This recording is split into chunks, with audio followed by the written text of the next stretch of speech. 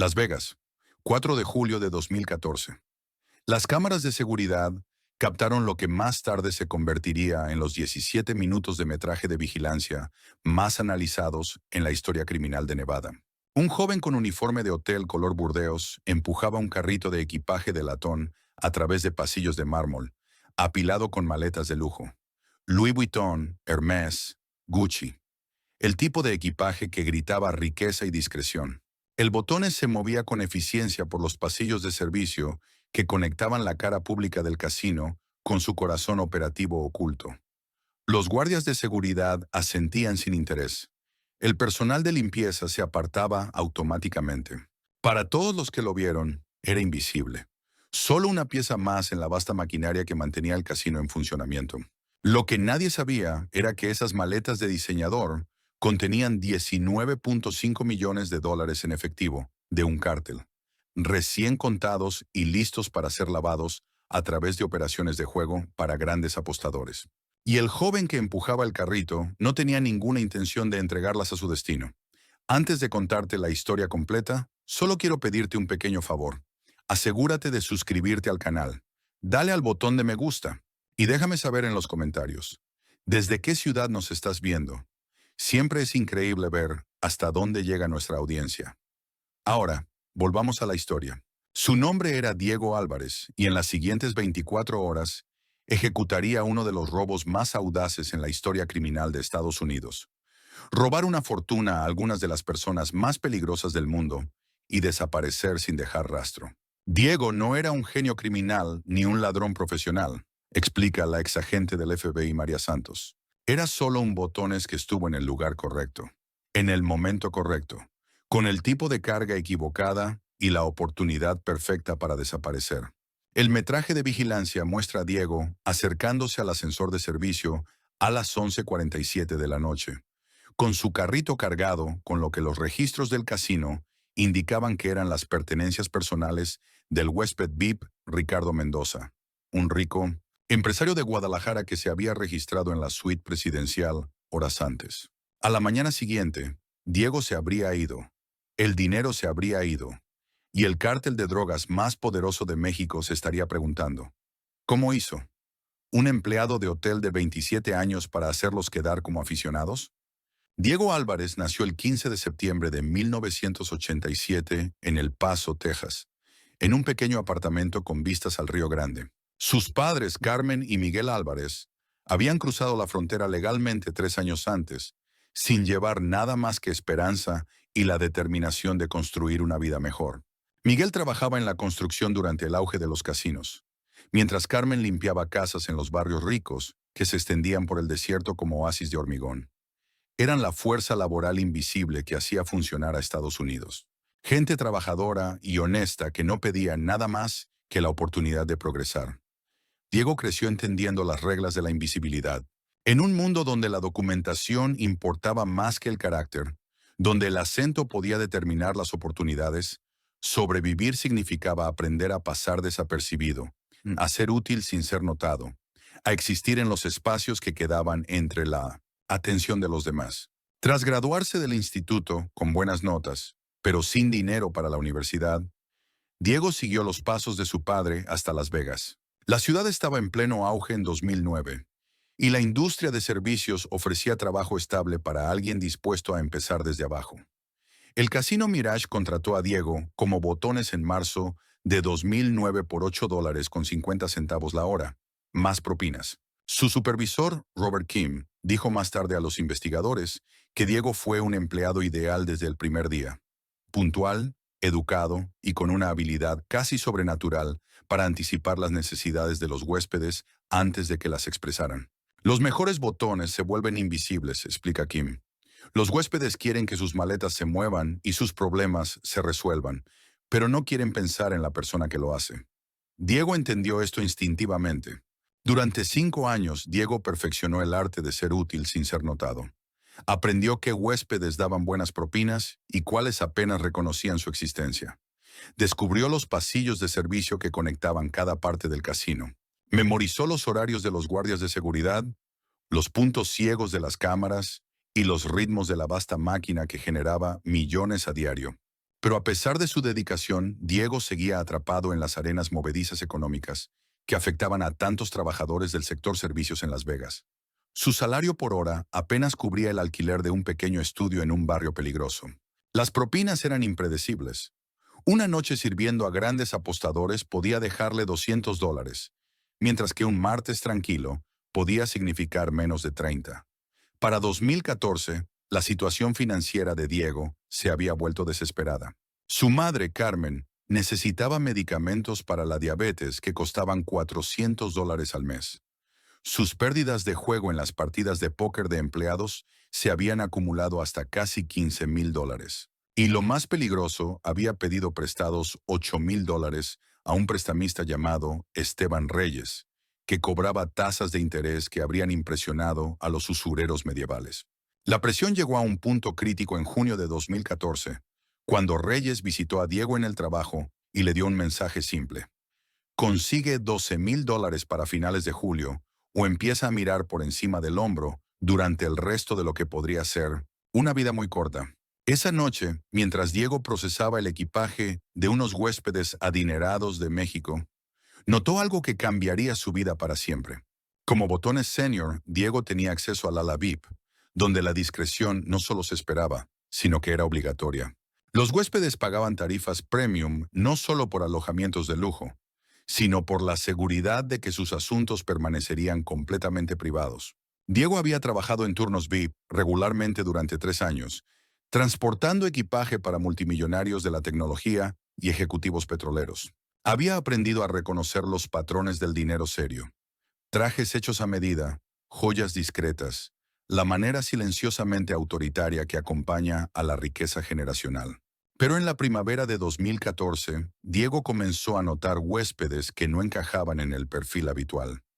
Estos clientes vestían, de forma cara pero reciente, como hombres que habían adquirido riqueza rápidamente y todavía estaban aprendiendo a llevarla. Viajaban con séquitos de hombres más jóvenes que mantenían una alerta de estilo militar.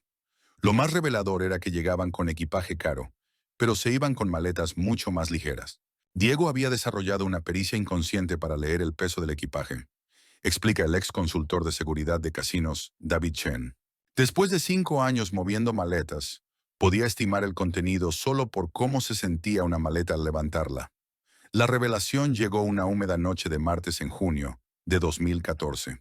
Diego estaba trasladando el equipaje del huésped Carlos Mendoza, un hombre que había llegado con 6 maletas pesadas. Mendoza se marchaba con las mismas 6 maletas, pero ahora pesaban mucho menos. Mientras Diego cargaba las maletas en su carrito, una de ellas se movió y la cremallera se abrió parcialmente. A través de la abertura, vislumbró algo que le paró el corazón. Fajos de billetes de $100, empaquetados con cintas de banco y con la precisión de una cámara acorazada. La mente de Diego repasó las implicaciones. Los huéspedes ricos a menudo viajaban con grandes cantidades de efectivo, pero lo que vio sugería algo más que dinero para gastos personales. Más importante aún, ¿por qué había llegado el huésped con maletas pesadas y se iba con ellas ligeras? Durante el mes siguiente, Diego comenzó a documentar los patrones que observaba. Llevaba un pequeño cuaderno oculto en su taquilla, donde anotaba detalles sobre los huéspedes, que mostraban las señales delatoras. Ropa cara pero recién adquirida, séquitos nerviosos y cambios drásticos en el peso del equipaje entre la llegada y la partida. El patrón se volvió inconfundible. Estos huéspedes llegaban con maletas llenas de dinero en efectivo y se iban con maletas llenas de fichas de casino o recibos de transferencias bancarias. Estaban usando el Casino Mirage como una sofisticada operación de lavado de dinero, blanqueando ganancias ilegales a través de apuestas de alto riesgo e instrumentos financieros legítimos. La genialidad de la operación era su simplicidad, explica la exagente de la DEA, Sarah Kim. Los cárteles de la droga generan enormes cantidades de efectivo, que son difíciles de mover e imposibles de depositar en bancos legítimos. Lo convierten en fichas de casino. Luego convierten esas fichas en transferencias bancarias a empresas aparentemente legítimas en todo el mundo. Diego se dio cuenta de que estaba presenciando una de las mayores operaciones de lavado de dinero en la historia de Estados Unidos, oculta a plena vista dentro de los servicios VIP del casino. Y lo que es más importante, él era una de las pocas personas en posición de interceptarla. Al robar el dinero del cártel que se estaba lavando en el casino, Diego estaría robando a gente que no tenía recurso legal y ninguna capacidad de perseguirlo por canales oficiales. Los cárteles se verían obligados a manejar el robo en privado, lo que significaba que Diego solo necesitaba desaparecer el tiempo suficiente para quedar fuera de su alcance. A medida que se acercaba el fin de semana del 4 de julio, Diego finalizó los detalles de lo que se convertiría en el robo más audaz en la historia del cártel. Mientras perfeccionaba su comprensión de la operación, planeaba su desaparición con una precisión metódica que habría impresionado a las fuerzas del orden. El desafío era enorme. ¿Cómo puede alguien sin experiencia criminal, con recursos limitados y una identidad bien documentada, desaparecer por completo mientras lleva casi 20 millones de dólares en efectivo robado? La solución de Diego demostró una comprensión intuitiva de los procedimientos de investigación.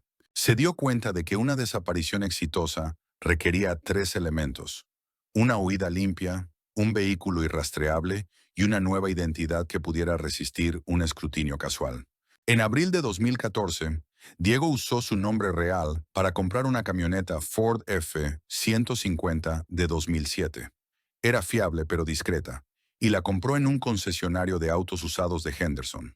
Pagó $8,700 en efectivo, que representaban todos los ahorros de su vida, más el dinero que pidió prestado contra sus próximos 3 cheques de pago. Pero Diego nunca registró la camioneta en Nevada. En su lugar la condujo a Los Ángeles y la vendió a un concesionario especializado en vehículos destinados a México. El vendedor, sin hacer preguntas sobre el papeleo, le pagó a Diego $7,200 y le prometió que la camioneta cruzaría la frontera en una semana. 3 días después, Diego regresó a Los Ángeles y recompró la misma camioneta usando una identificación falsa de California a nombre de Miguel Santos, una identidad que había construido usando el certificado de nacimiento de un amigo de la infancia que había muerto en un accidente de coche años antes. Fue brillante en su simplicidad, admite el ex agente del FBI Robert Park. Si alguien rastreaba la camioneta, encontrarían que fue comprada legítimamente por Diego Álvarez y luego vendida. El rastro de papel se detendría allí porque, oficialmente, Miguel Santos no existía. La nueva identidad de Diego era igualmente sofisticada. Usando el certificado de nacimiento de Miguel Santos, había obtenido una licencia de conducir de California, abierto una cuenta bancaria y establecido un modesto historial de crédito. Para cualquiera que realizara una verificación de antecedentes superficial, Miguel Santos parecía ser una persona real que vivía tranquilamente en Los Ángeles. La transformación física fue sutil pero efectiva. Diego se dejó crecer la barba, ganó unos 7 kilos cambiando su dieta y rutinas de ejercicio, y empezó a usar gafas sin graduación. Los cambios eran lo suficientemente sutiles para que sus conocidos lo reconocieran, pero lo bastante significativos para engañar a un observador casual. La ruta de escape era elegantemente simple. Diego identificó un almacén de autoalmacenamiento en Barstow, California, una ciudad desértica equidistante entre Las Vegas y Los Ángeles. Alquiló la unidad bajo su identidad de Miguel Santos y la abasteció con suministros: ropa extra, comida no perecedera, equipo de acampada y 5 bidones de gasolina de 40 litros. 3 semanas antes del atraco, Diego empezó a decir a sus compañeros de trabajo y amigos que estaba planeando un viaje de acampada para celebrar su cumpleaños durante el festivo del 4 de julio. Les mostró mapas de zonas remotas de Arizona y Nuevo México, habló de su interés por la fotografía del desierto e incluso pidió prestado equipo de acampada a su vecino. Diego creó una razón plausible para su desaparición que le compraría un tiempo crucial, explica la psicóloga criminal, doctora Martínez. Cuando no regresara de su viaje de acampada, la gente asumiría que se había perdido o herido en el desierto. A medida que se acercaba el fin de semana del 4 de julio, Diego dio los toques finales a sus preparativos. Retiró todo el saldo de su cuenta bancaria, $347, y cerró la cuenta. Empacó una única mochila con artículos esenciales y la guardó en su camioneta. Escribió cartas a su madre y a su mejor amigo para que se enviaran por correo después de su desaparición. Y lo más importante, finalizó su inteligencia sobre las operaciones del cártel. Su cuaderno contenía información detallada sobre el huésped específico que llegaría el fin de semana del 4 de julio con el mayor cargamento de efectivo que jamás había observado. Se esperaba que Ricardo Mendoza llegara con 6 maletas que contenían lo que Diego estimaba en casi 20 millones de dólares. El escenario estaba listo para el crimen del siglo. El 4 de julio de 2014 amaneció claro y abrasador sobre el desierto de Mojave. A mediodía Las Vegas había alcanzado los 42 grados. La noche prometía ser aún más calurosa. La ciudad se preparaba para uno de sus fines de semana más concurridos, mientras cientos de miles de turistas descendían sobre el Strip para celebrar con juegos de azar, espectáculos y fuegos artificiales espectaculares. Diego llegó a su turno a las 4 de la tarde, 3 horas antes. Se había ofrecido voluntario para hacer horas extras, un gesto que sus supervisores agradecieron en medio del caos festivo. Pero la verdadera motivación de Diego era el tiempo. Necesitaba estar en posición cuando Ricardo Mendoza llegara con su sospechosa carga. A las 7:30 de la tarde, mientras los fuegos artificiales comenzaban a lanzarse desde los tejados de los casinos, una Cadillac Escalade negra se detuvo en la entrada VIP del Mirage. 3 hombres con trajes caros emergieron, seguidos por un cuarto que inmediatamente acaparó la atención.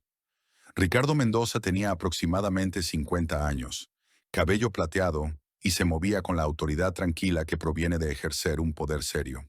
Llevaba un traje de carbón hecho a medida que costaba más de lo que Diego ganaba en 6 meses, y sus manos mostraban una perfección cuidada. Pero fue el séquito de Mendoza lo que confirmó las sospechas de Diego.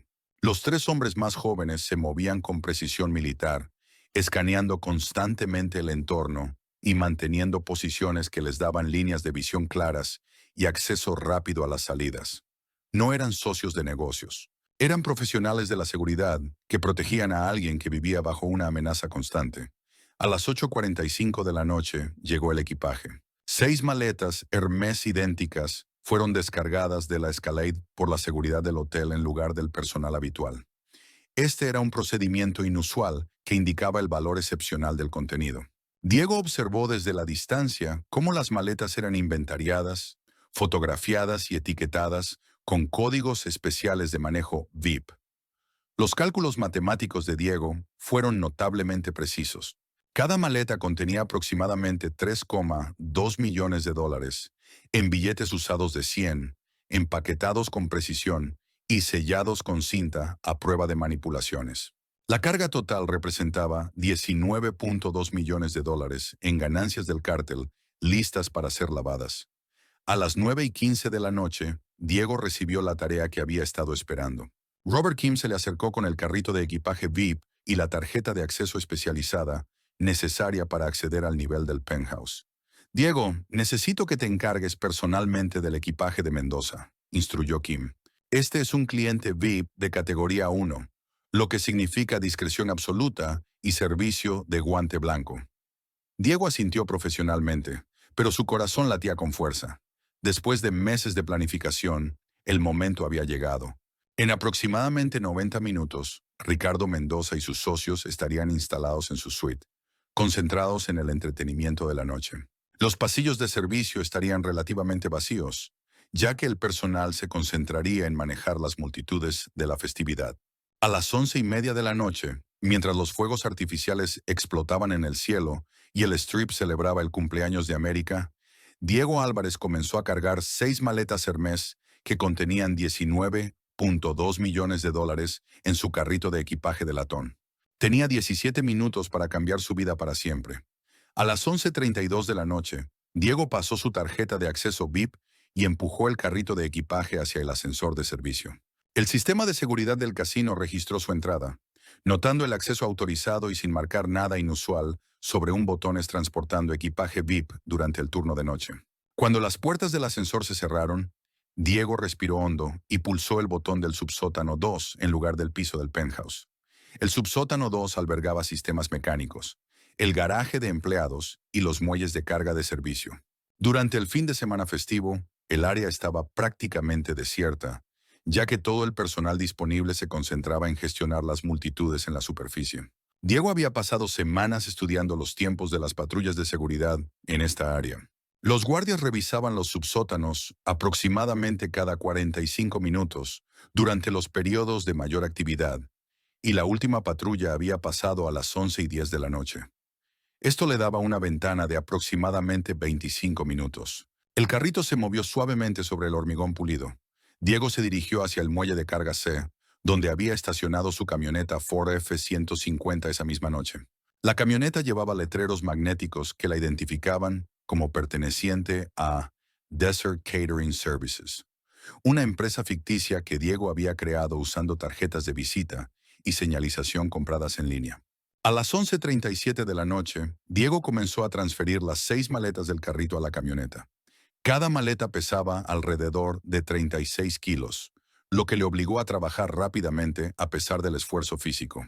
Cubrió las maletas con suministros de catering, manteles, bandejas de servicio y contenedores de tamaño industrial que hacían que la carga de la camioneta pareciera coherente con su supuesto propósito comercial. El momento más peligroso llegó a las 11:41 de la noche, cuando el guardia de seguridad James Mitchell realizó una patrulla no programada por el área del muelle de carga. Mitchell dijo más tarde a los investigadores que observó una camioneta de catering siendo cargada por alguien con uniforme de hotel, pero no le dio importancia. Los eventos del fin de semana a menudo requerían entregas adicionales de servicio de alimentos. Cuando vio al guardia, Diego continuó trabajando con normalidad mientras le lanzaba un saludo casual. «Buenas noches, oficial Mitchell. Vaya noche de locos ahí arriba». Mitchell saludó con la mano y continuó su patrulla, sin notar nada sospechoso en un empleado que reconocía y que estaba haciendo horas extras durante un fin de semana festivo. A las 11:44 de la noche, Diego cerró el portón trasero de la camioneta y devolvió el carrito vacío al ascensor de servicio. Subió de nuevo al nivel principal, colocó el carrito en el área de almacenamiento VIP y fichó su salida usando el sistema de control horario de empleados. Diego caminó tranquilamente hasta el aparcamiento de empleados, quitó los letreros magnéticos de catering de su camioneta y arrancó el motor. A las 11:49 de la noche, condujo lentamente a través del puesto de control de seguridad del casino, donde los guardias echaron un vistazo a su identificación de empleado y le hicieron señas para que pasara sin inspección. La hermosa simplicidad del plan de Diego fue que nunca rompió ninguna regla del casino ni violó los protocolos de seguridad, observa la analista de comportamiento doctora Rodríguez. Usó su acceso autorizado para transportar equipaje VIP siguiendo los procedimientos aprobados. La única desviación fue su destino. Mientras Diego conducía hacia el este por Flamingo Road, los fuegos artificiales seguían explotando en el cielo, celebrando el nacimiento de una nación construida sobre la idea de que cualquiera podía reinventarse a sí mismo. Detrás de él, el Casino Mirage brillaba con luces y posibilidades, completamente ajeno a que uno de sus empleados de mayor confianza acababa de marcharse con el mayor botín en la historia del cártel. En la parte trasera de su camioneta, 6 maletas contenían suficiente dinero para comprar mansiones, yachts o pequeñas empresas. Pero Diego Álvarez tenía objetivos más modestos. Quería desaparecer por completo y empezar de nuevo en algún lugar donde los cárteles nunca pudieran encontrarlo. Diego condujo hacia el este a través de la jungla de neón de Las Vegas Boulevard, pasando la pirámide de Luxor, las torres medievales del Excalibur y el horizonte replicado de Nueva York. Nueva York.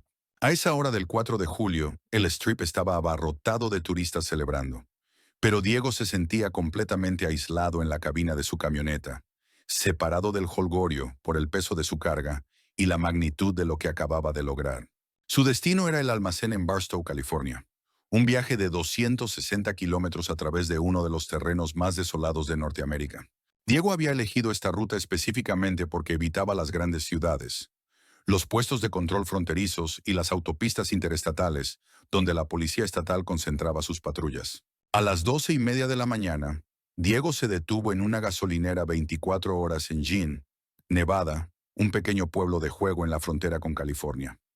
Las cámaras de seguridad lo grabaron comprando bebidas energéticas, cecina y un detallado atlas de carreteras, las últimas compras que haría con su nombre real. La carretera del desierto se extendía interminablemente por delante, iluminada solo por los faros de Diego y algún camión que pasaba de vez en cuando. El aire acondicionado de la camioneta luchaba contra el calor ambiental, que se mantenía por encima de los 35 grados, incluso después de la medianoche. A las 2:15 de la mañana, Diego llegó a su almacén en Barstow. La instalación no tenía personal después de la medianoche y solo se podía acceder mediante códigos de teclado que los clientes podían usar las 24 horas del día. Diego estacionó su camioneta frente a la unidad 47, introdujo su código de acceso y levantó la puerta de metal para revelar los suministros cuidadosamente preparados. El almacén contenía todo lo que Diego necesitaba para una desaparición prolongada. Ropa extra, comida no perecedera, equipo de acampada y, lo más importante, 5 bidones de gasolina de 40 litros, que le permitirían conducir más de 1.600 kilómetros sin detenerse en estaciones de servicio. Diego trabajó rápidamente para transferir las 6 maletas a la unidad de almacenamiento. Allí abrió cada una para verificar el contenido. La visión de casi 20 millones de dólares en efectivo, cuidadosamente empaquetados y asegurados con cintas de banco, fue abrumadora, aunque ya lo esperaba.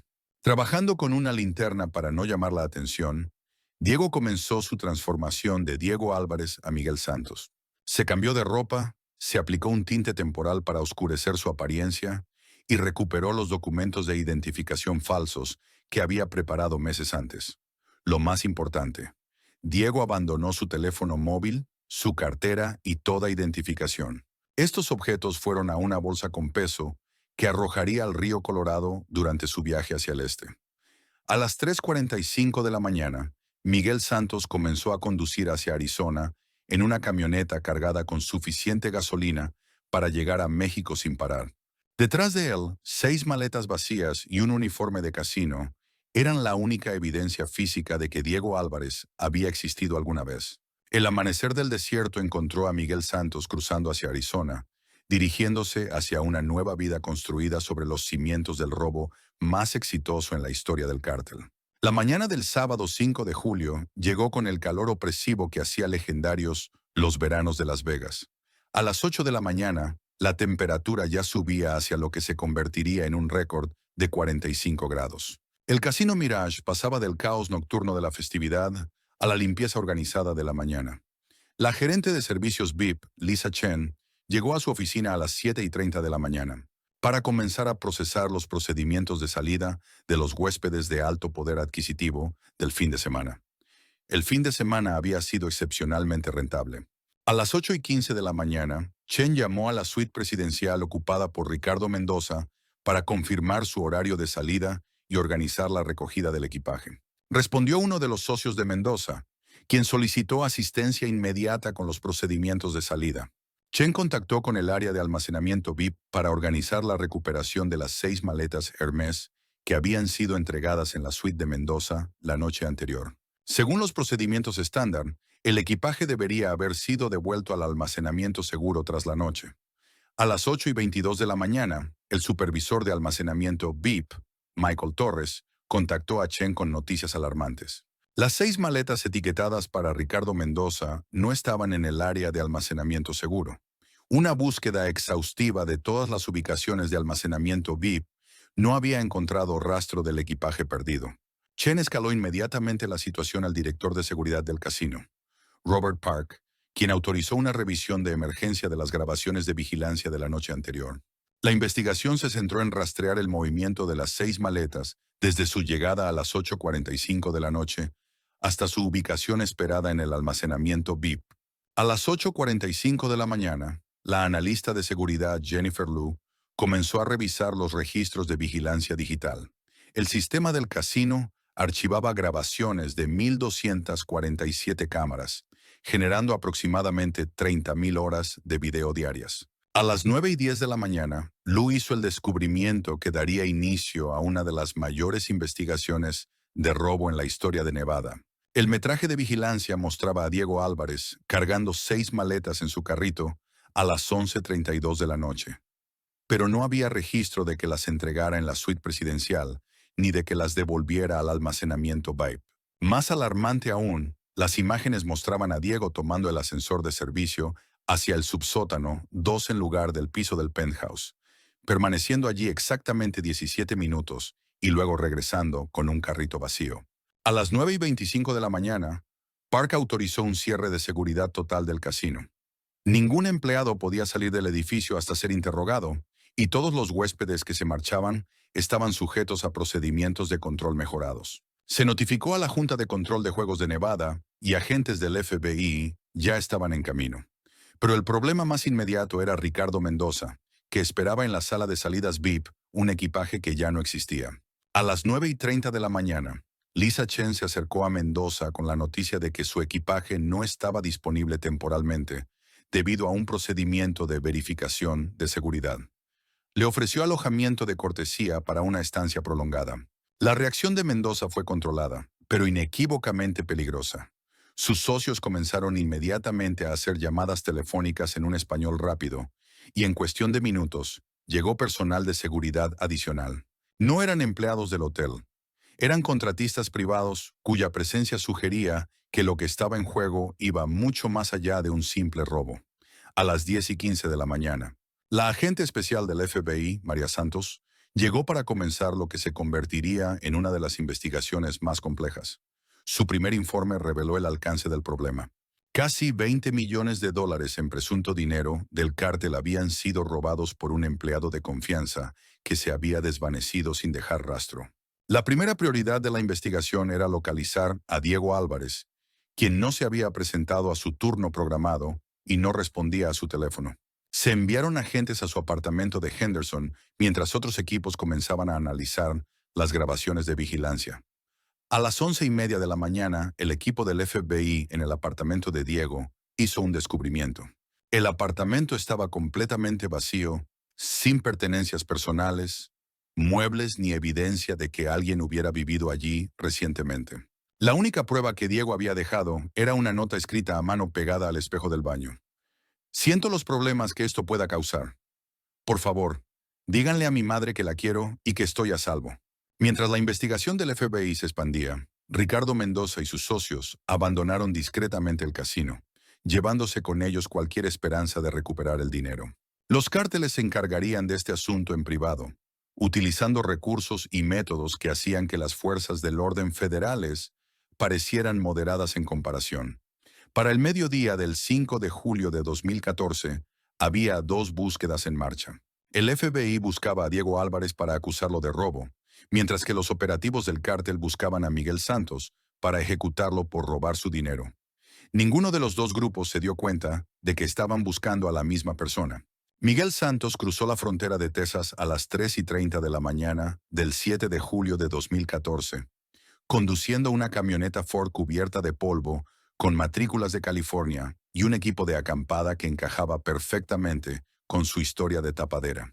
Para los agentes de la patrulla fronteriza, que realizaban inspecciones de rutina, era simplemente otro turista estadounidense que regresaba de un fin de semana del 4 de julio en el suroeste. Santos respondió a las preguntas de los agentes con calma, explicando que había estado acampando en el Parque Nacional Big Bend. Su camioneta contenía exactamente el equipo que se esperaría de un viaje de acampada en solitario, y su español era lo suficientemente fluido como para sugerir una herencia mexicana legítima.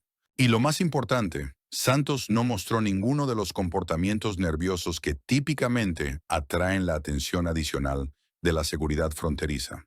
Hizo contacto visual adecuado, respondió a las preguntas directamente y mostró la ligera impaciencia de alguien ansioso por llegar a casa después de un largo viaje. Mientras Miguel Santos conducía hacia su nueva vida, la investigación del FBI sobre la desaparición de Diego Álvarez se expandía exponencialmente. Los agentes federales habían identificado el alcance del robo a través del análisis de las grabaciones y los registros financieros, y el caso había sido elevado al nivel de máxima prioridad de la agencia. El análisis del FBI sobre la huida de Diego reveló la sofisticación de su planificación. Los investigadores descubrieron que había comprado una camioneta meses antes, establecido una identidad falsa, y había preparado suministros que le permitían sobrevivir de forma independiente durante largos periodos. Mientras tanto, los operativos del cártel llevaban a cabo su propia investigación con recursos que las fuerzas del orden federales no podían igualar. La organización de Ricardo Mendoza había movilizado una red de informantes, investigadores privados y funcionarios corruptos que se extendía por toda América del Norte. La investigación del cártel identificó la transformación de Diego en Miguel Santos en una semana, pero rastrear los movimientos de Miguel resultó igualmente desafiante. La identidad falsa era lo suficientemente sofisticada como para resistir una investigación casual, y Miguel había elegido deliberadamente una ruta de viaje que evitaba las grandes ciudades y las redes de vigilancia electrónica. Para agosto de 2014, tanto la investigación del FBI como la del cártel se habían estancado esencialmente. A pesar de desplegar importantes recursos, ninguno de los grupos había desarrollado pistas fiables sobre la ubicación o las intenciones de Diego. Miguel Santos cruzó a México por Laredo el 8 de julio de 2014, con una identificación legítima y una historia de tapadera creíble que había estado preparando durante meses. Para los funcionarios de aduanas mexicanos, era simplemente otro mexicano americano que regresaba a visitar a su familia. Santos había elegido el estado de Guanajuato específicamente por su combinación de infraestructura turística y oportunidad económica. Las ciudades coloniales de la región atraían a expatriados estadounidenses que buscaban destinos de retiro asequibles, mientras que su economía agrícola proporcionaba oportunidades de negocio legítimas para alguien con capital para invertir. La primera parada de Santos fue San Miguel de Allende, un sitio del Patrimonio Mundial de la UNESCO que se había vuelto popular entre los jubilados y artistas estadounidenses. La gran comunidad de expatriados de la ciudad proporcionaba el camuflaje perfecto para alguien que buscaba integrarse mientras establecía una nueva identidad.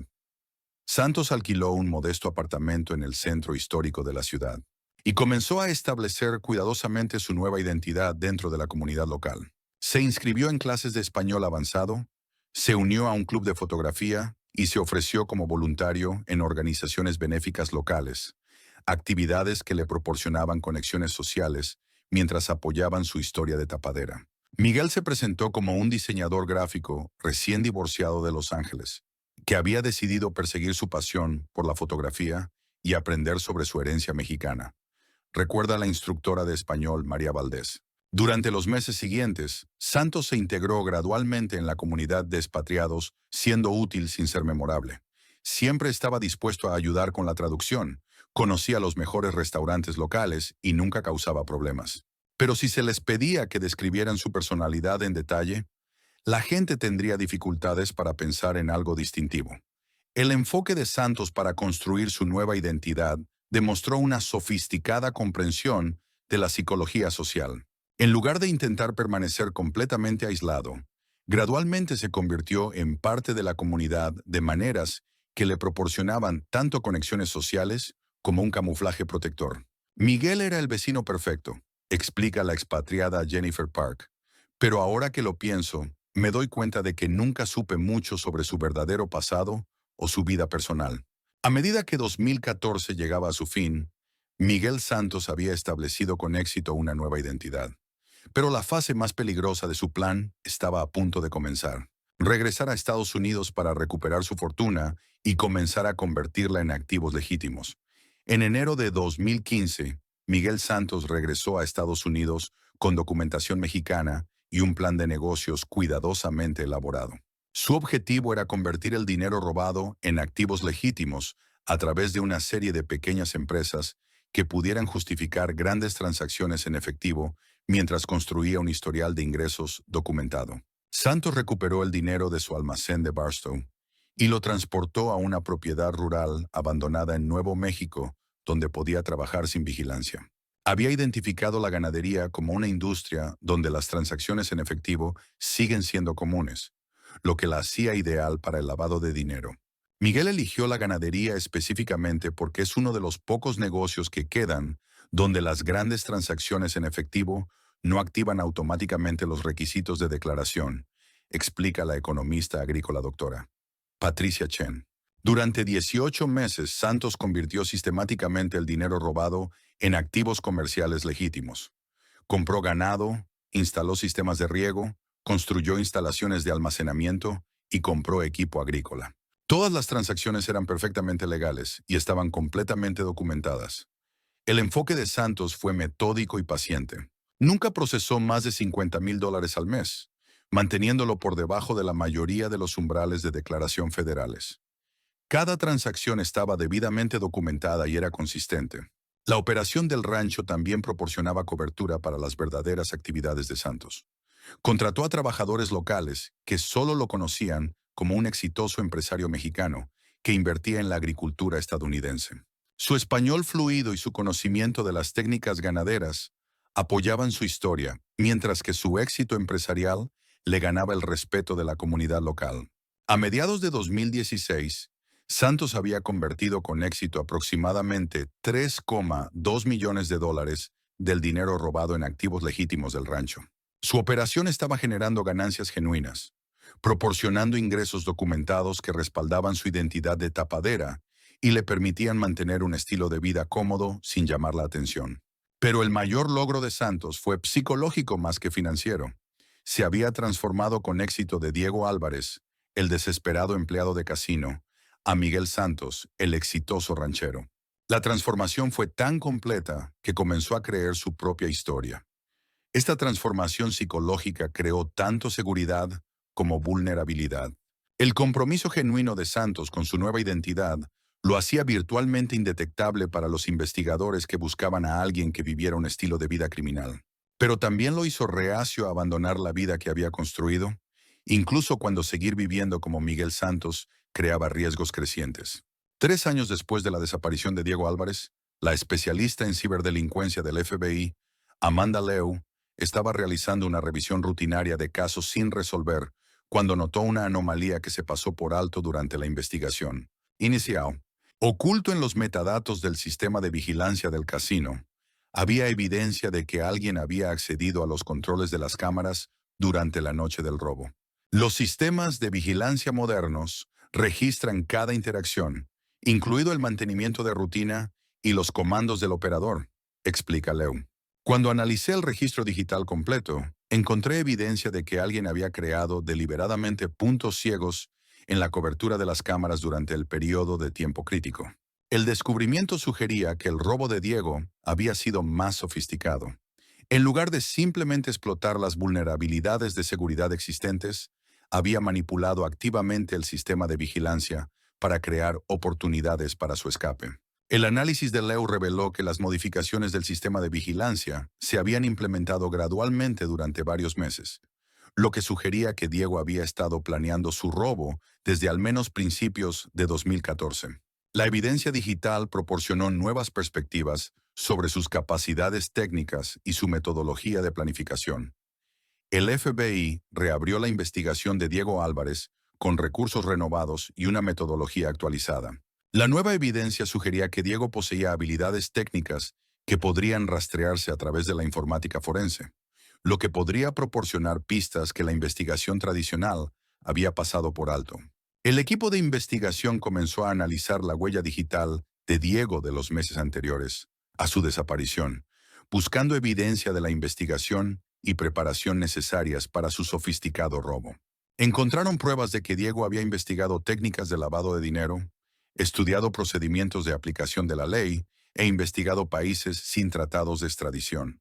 La renovada investigación del FBI comenzó a centrarse en los estadounidenses que habían establecido negocios en México, utilizando inversiones en efectivo durante el periodo posterior a la desaparición de Diego.